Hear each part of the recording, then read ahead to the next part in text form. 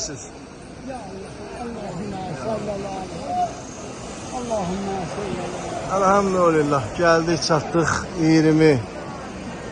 2024-cü il 15 sentyabrdan 16 sentyabra keçən gecə Kəbə-i Mükərrəmiyə gəldik, zəvvarlarımızla çatdıq.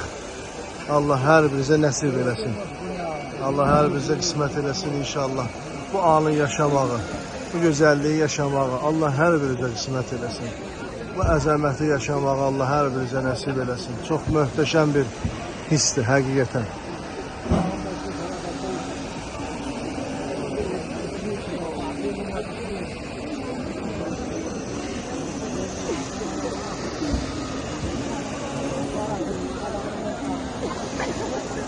Yavaş yavaş.